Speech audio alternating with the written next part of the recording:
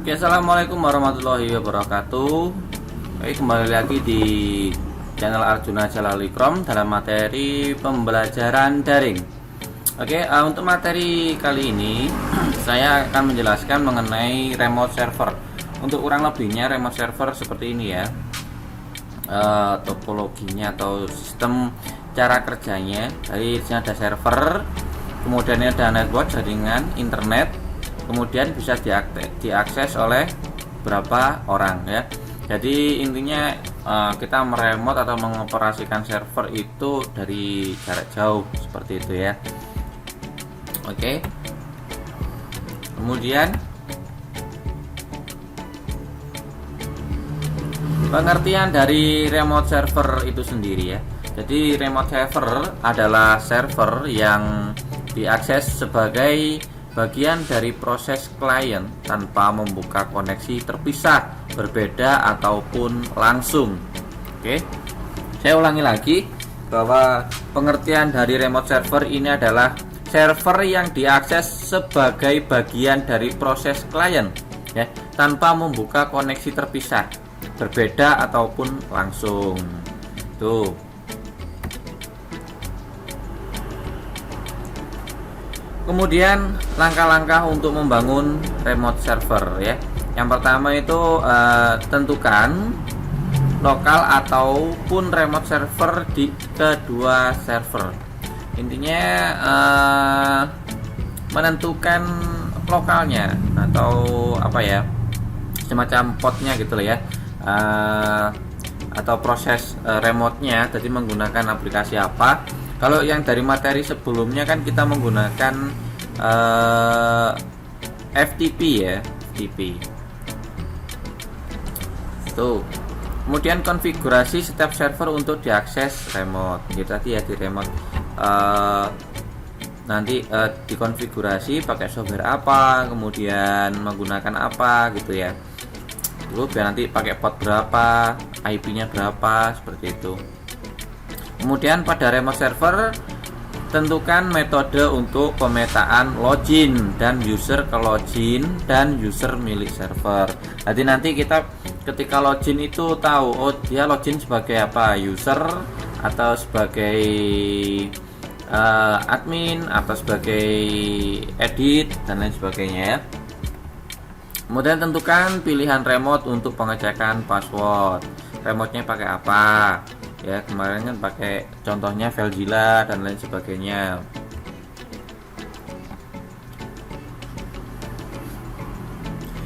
Kemudian kelebihan remote server itu sendiri ya.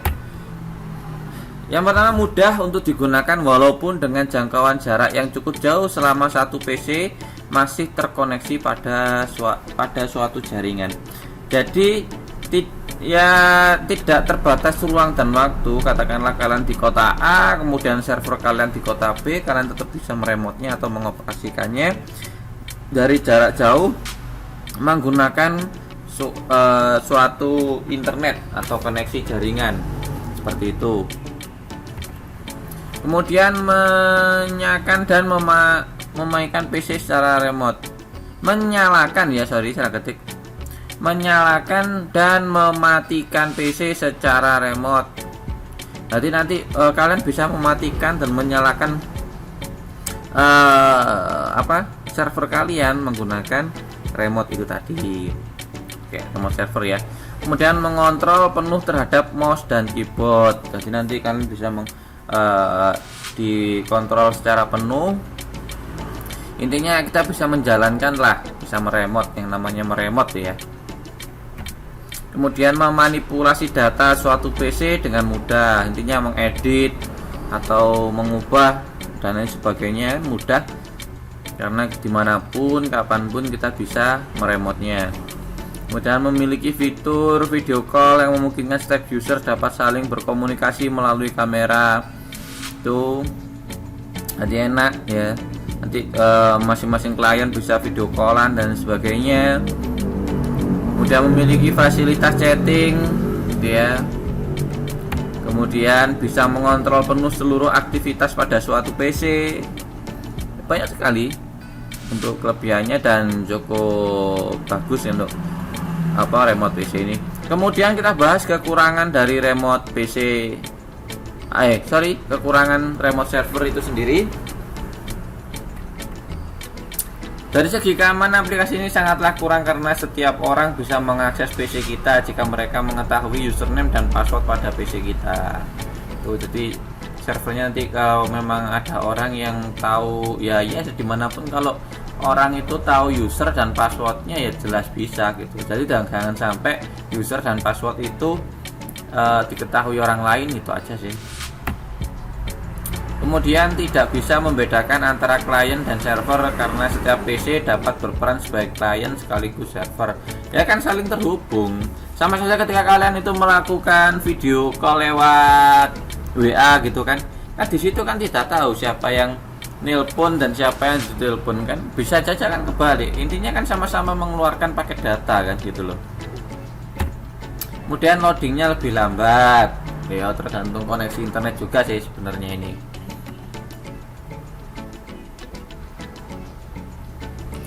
Kemudian remote server ya, remote server ini salah satunya yaitu menggunakan telnet. Nah, apa itu telnet? Telnet atau Telecommunication Network adalah protokol klien server yang memungkinkan adanya akses remote login komputer tujuan dalam sebuah jaringan. Ya. Jadi untuk akses remote sih telnet itu. Jadi telnet itu semacam kayak software aplikasi ya yang digunakan untuk mengakses komputer server.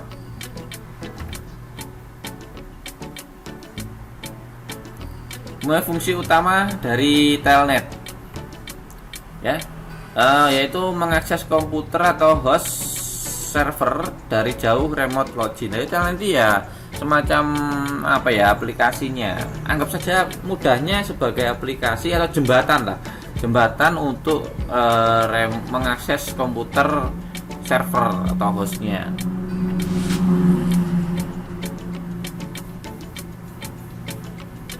Kemudian tugas dari klien ya, ini yaitu membuat koneksi network TCP dengan server, membuat koneksi ya. Nanti kan klien kan jelas banyak gitu ya, jadi membuat koneksi network dengan server. Kemudian menerima inputan dari user ya. Kemudian memformat kembali inputan dari user, kemudian mengubah dalam bentuk format standar dan dikirim ke server. Kemudian menerima output dari server dalam format standar. Kemudian mengubah format output tadi untuk ditampilkan pada layar. Itu tugas klien. Kemudian tugas dari server yaitu menginformasikan software jaringan bahwa komputer itu siap menerima koneksi. Jadi ketika di ping, kalau kalian pernah dengar kata ping gitu ya, ping 192 dan lain sebagainya. Kemudian menunggu permintaan dalam bentuk format standar ya. Tadi yang dilakukan klien tadi ya. Kemudian melaksanakan permintaan tersebut karena server yang mengolah, kemudian mengirim kembali hasil ke klien dalam bentuk format standar lagi. Jadi setelah klien mengirim ke server dalam bentuk format standar, kemudian mengirim kembali ke klien tersebut. Kemudian menunggu permintaan selanjutnya, requestnya apa gitu. Oke. Kemudian selain telnet juga ada yang namanya SSH. Apa itu SSH? SSH adalah akronim dari Secure Shell yang merupakan sebuah protokol jaringan yang memanfaatkan kriptografi untuk melakukan komunikasi data pada perangkat jaringan agar lebih aman ya. Secure atau pengamanan ya. Jadi SSH itu jadi dia itu memanfaatkan kriptografi untuk melakukan komunikasi data pada perangkat jaringan agar lebih aman. Itu pengertian dari SSH. Selanjutnya yaitu fungsi dari SSH itu sendiri. Fungsi utamanya adalah untuk menjamin keamanan untuk melakukan transmisi data pada suatu jaringan. Jadi transmisi data itu tukar menukar data itu loh, biar lebih aman, tidak dicuri hacker dan lain sebagainya. Kemudian fungsi lain dari SSH adalah bagi berikut ya, ini banyak sekali, ada 4, yaitu melakukan enskripsi terhadap data yang dikirim. Jadi ketika dicuri di tengah jalan dia tetap terenkripsi dan aman. Kemudian protokol untuk pertukaran data dalam suatu jaringan ya. Kemudian untuk autentikasi, mekanisme untuk memastikan pengirim dan penerima adalah benar dan aman. Oke. Kemudian kerahasiaan ya, memastikan kerahasiaan daya yang dikirim agar hanya diketahui oleh penerima dan pengirim. Jadi ketika di jalan waktu pengiriman itu dia mungkin berupa pecah-pecahan data yang simbol-simbol dan sebagainya, tapi nanti setelah sampai di klien dia akan menerjemahkan dalam bentuk standar tadi.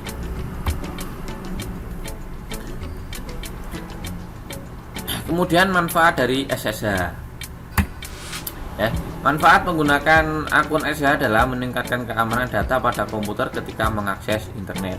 Intinya untuk melindungi ketika ada transmisi data tadi ya, tukar menukar data.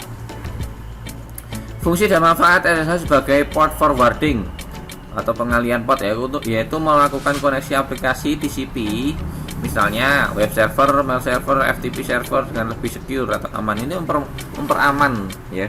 Kemudian melakukan koneksi dengan membypass atau melalui firewall atau proxy setempat. Jadi lebih aman itu, ini untuk pengamanan SSH itu. Kemudian kegunaan dari SSH itu sendiri, yaitu dirancang untuk menggantikan protokol telnet dan FTP ya. Telnet dan FTP yang kemarin saya bahas bahwa memang FTP itu banyak kekurangan dan kelebihan juga, tapi lebih banyak kekurangannya untuk FTP. Makanya itu dirancang untuk menggantikan telnet dan FTP karena dirasa itu lebih aman itu pakai SSH ya. Kemudian cara kerjanya dari SSH itu, yang pertama dia itu klien bin ya pada lokal port nomor besar dan melakukan koneksi ke port 22 pada server.